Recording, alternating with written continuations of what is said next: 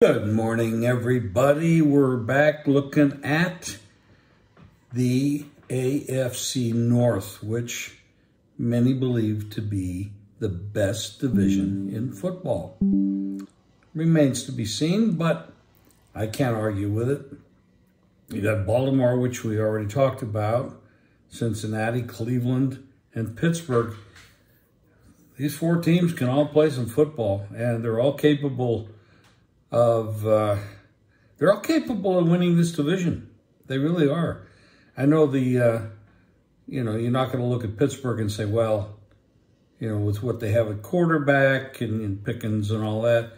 But believe me, you put together the right defense, the right combination of being healthy, good running back, good coach. And it's proven that all these coaches are very capable. The one team that we'd have to question as far as culture would be Cleveland. I mean, they haven't won anything in half a century, but they do have talent. We'll talk about them next. Cincinnati Bengals, last 2 years, championship game, Super Bowl, and rightfully so, they could have easily won that Super Bowl. However, they didn't. But they played very good. How good is the coach? Zach Taylor, fifth year, 38 straight up, 41-28 ATS, 14-5 last year, 13-6 ATS. It's going to be hard to duplicate that because everybody sees them coming. You're not going to sneak up on anybody when you have Higgins, Chase, and Burrow.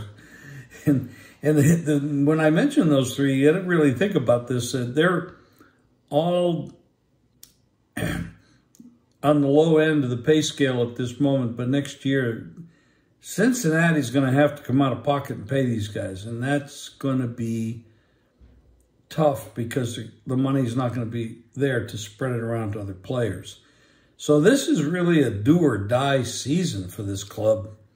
And I don't know that I can say they're going to win this division. Baltimore is tough. I mean, I'm tough. Harbaugh's a good coach. Cleveland has the players. I mean, when I look at this, Cleveland has probably the best roster of the four teams. Now, nobody knows what Watson's going to bring to the table after the 2-year absence, but he did have 6 games last year to get in. If he wants to, I mean, he got the big contract. We all know about that, $230 million guaranteed. Amazing. But if he comes to play and he's got some of that talent, he is only 28 years old. I mean, this is a young guy. So I can't really just turn this division over to Cincinnati and say, hey, it's theirs. The defensive coordinator's done a great job. Zach Taylor's done a good job. Burrow's amazing. But it's all about Burrow. Burrow has just been incredible, and it's turned this franchise around. And I really do believe, I mean, that a lot of people, I saw it posted number 11.5 win total for the year. See some 10.5s out there. But, they open at Cleveland, then they're home to Baltimore, they play the Rams, and they go to Tennessee and Arizona. Then at home again to Seattle, then an open date. Going to have a lot of tough games along the way here. Playing those 3 teams in the division, this is going to be a war. Now, right now, as I record this, Burrow is nursing a ankle/calf injury.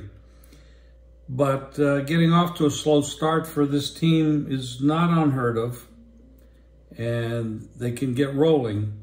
But like I said, when you're in a tough division like this, if everybody in the division can stay healthy and play to their potential, this is going to be a tough year for Cincinnati to repeat. But they could also come into it as a wild card into the playoffs. So I expect them to have a very, very good year. However, I'm not going to just turn over the division and say, hey, they're going to win it. Because when you look at Baltimore, when you look at the Browns, and the outside looking at the Steelers, any one of these four teams can win this division. So it's we've seen it the last couple of years. Joe Burrow is a great, great talent. And they got Chase and they got Higgins and the defense is playing well. But this isn't going to be easy. I look for a good year, but it's a battle. It's going to be great to watch it. But we'll look at the rest of the teams as well.